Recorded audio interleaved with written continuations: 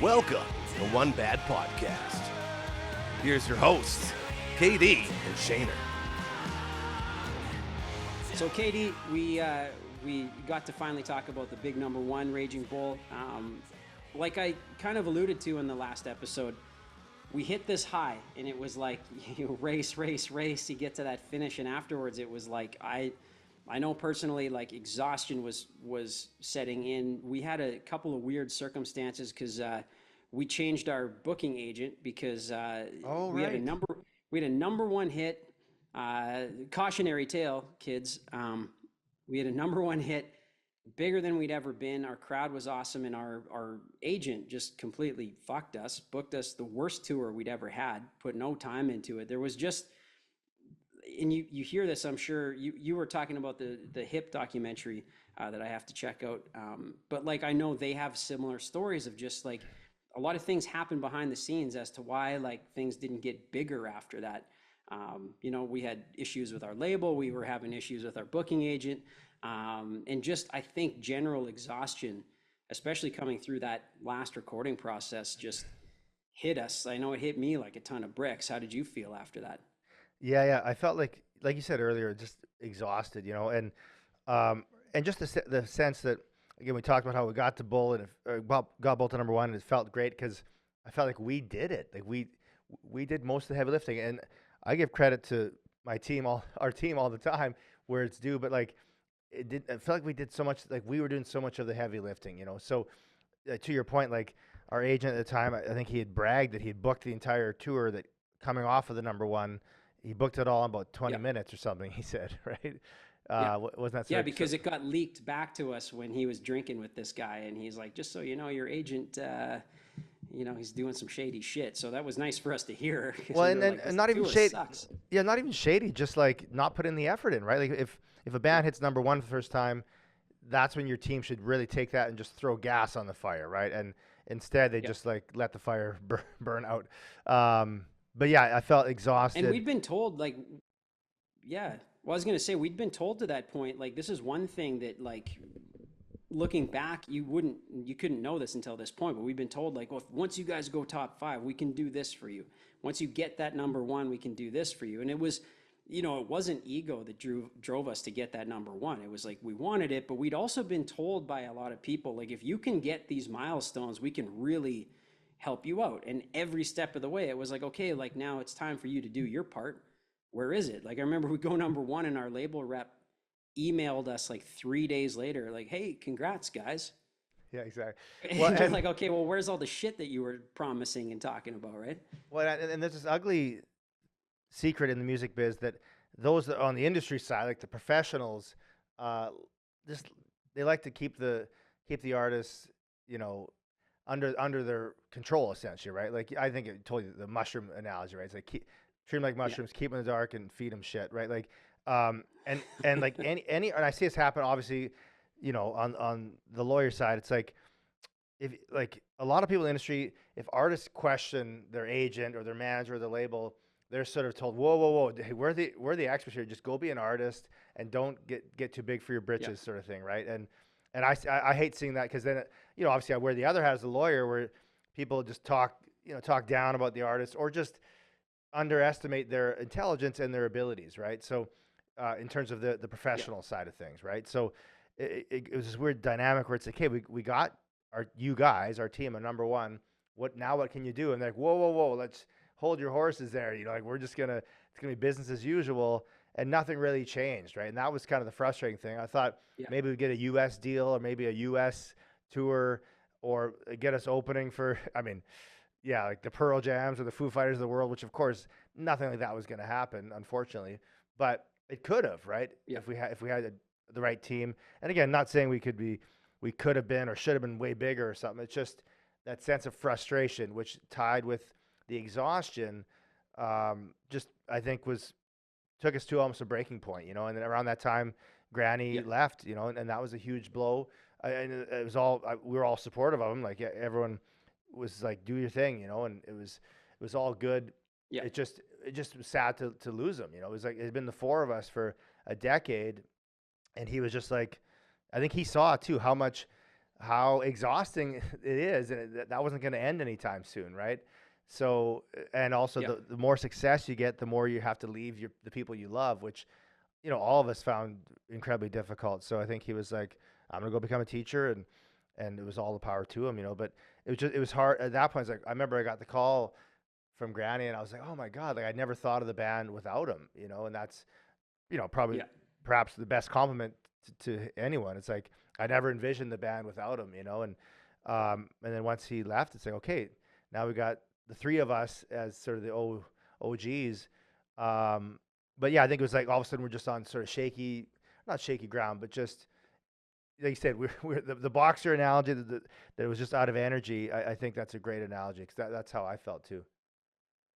Yeah, absolutely, man. And it was kind of like it's interesting how the timing works, and that I think it was building up with Granny for a while because he was getting tired on tour, and we've seen this with a lot of artists that have quit touring, whether or not they fully quit music or not. It's kind of like once you actually get out and do it for real, like we've done it, you realize whether or not that life is for you, right? Because you could still love to write. And I remember talking to Granny about this when he left, and just, we all had great chats with him. We love him to this day, right? Like, and like you said, no ill will. You can't force somebody to do something that they've just lost it, Totally, yeah. But it is a thing where you realize after touring that much and that much work, the amount of work that goes in the studio, and like no one's throwing cash at you while you're doing it either.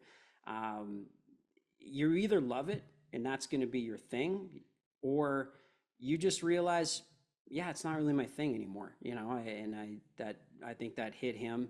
Um, and you're right, it was odd because you just kind of feel like we use this analogy so often of almost like being in the submarine. It was like us against the world always, the four of us. And so you're right, like all of that coming down, Granny leaving, it just felt like not totally like the wind was out of our sails, because we were talking about, in the last episode I had said we had two goals: get a number one, go on tour in the US.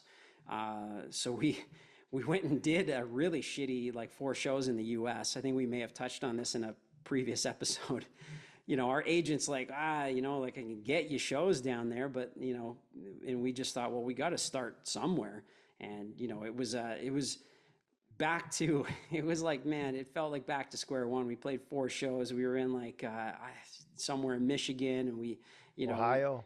Ohio, and it was like we literally started a show with no one in the bar, and it just like the experiences were just kind of, it was like such a what do we do kind of time. Like we're sitting on a number one, but we're like the wheels feel like they're kind of coming off. But then I don't remember exactly how the Sebastian Bach tour came up, and we're going to talk about that next episode. This whole podcast comes full circle because that's where we are right now. But I just, we're like, do we do another record? I mean, we weren't sure if we wanted to stay with the label, yeah. So the timing once again gets a little squirrely, especially in this era, because I realized, and we'll get to this, but after the Sebastian Bach tour, it finally hit me how exhausted I truly was. Like, so I think that a lot of this was just like, just running on fumes at this point and trying to figure out what to do. So, Yeah, you're right. And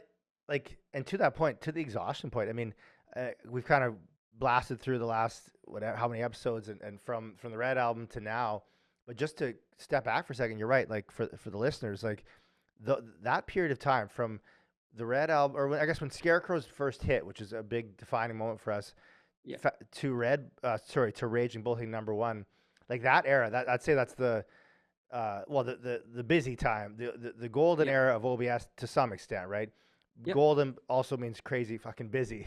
But like from that time, from Scarecrows to Raging Bull, like we didn't stop at all, like not for a minute. Not I remember, once. and like it's always, I remember it's always tough, and because by that point I had leave on, so I was a dad towards the end, and just planning little things like when your son's gonna be born was really fucking tough. It's like, well, what if we got a tour offer? Like, I was like, no, I got to be there. Or just planning anything. And you can relate with this too. Like any of us just trying to plan anything in your life, it was really hard in those years, right? Even like, hey, I want to go to the lake this weekend, or hey, my girl and I want to go camping. It's like, well, no. Like you have to keep everything open at all times because you might have something come in, right? Even in the summer, Yeah. it's like every weekend you got to keep open for a festival.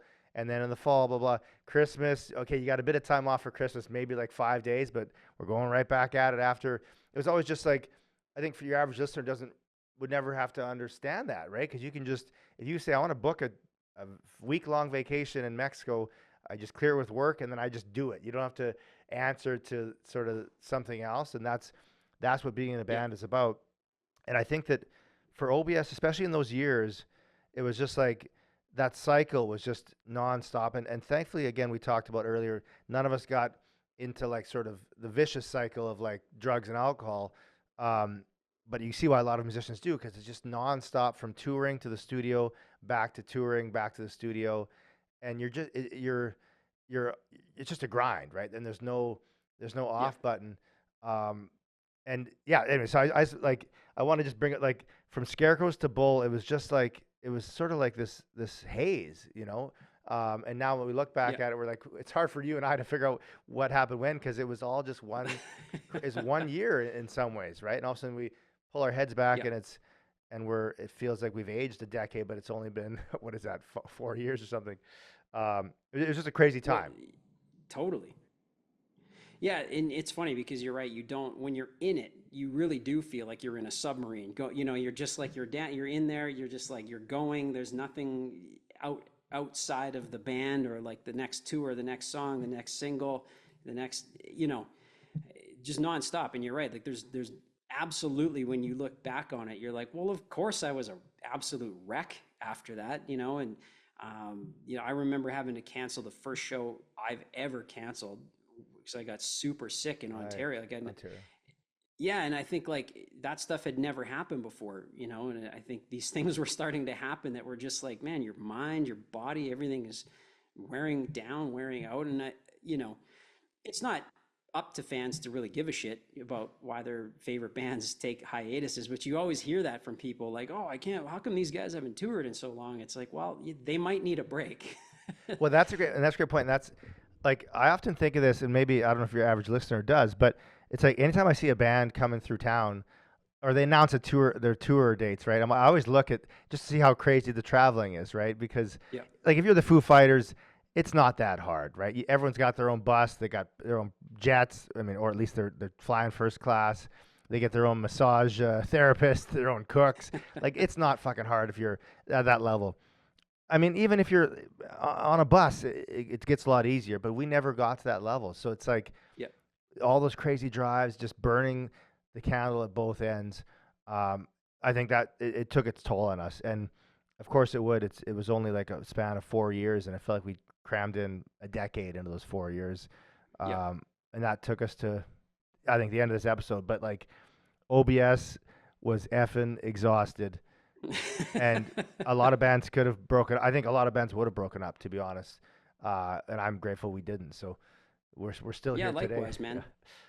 Yeah, absolutely. I'm grateful as well, and I think like we touched on this before, but like it's hard to know what to do at the time. Like we could have gotten buses. Like we'd seen bands, go into the hole to do a tour. Like we could have said like, fuck it, we're not doing these drives anymore. But we also were like, part of this was to make some cash off it after this much time that you wanted to come home after a tour and have everybody get a bit of money in the bank and make it worthwhile financially too. So we were up against those decisions. And so, you kind of, to our detriment at that point, we were like, well, we can handle it.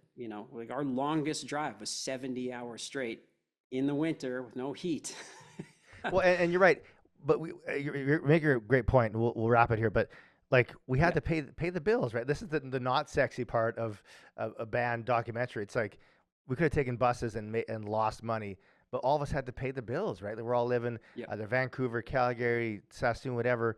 You got to still buy groceries, pay rent, and whatever, right? Like, and we just again, it's easy if you're a big headlining arena sort of band, but we weren't, right? And I Yep. think a lot of people probably thought we were like this rich band, which was not the case. But anyways, I think it's like, we were exhausted and broke and ready for a change. That change would come. We'll get to that next episode. I think it's a good place to wrap. What do you think? I think we wrap it here because we are about to take on the U.S. from top to bottom, east to west. So let's get into the Sebastian Bach tour next, buddy. Sweet. Peace. Thanks for listening to One Bad Podcast.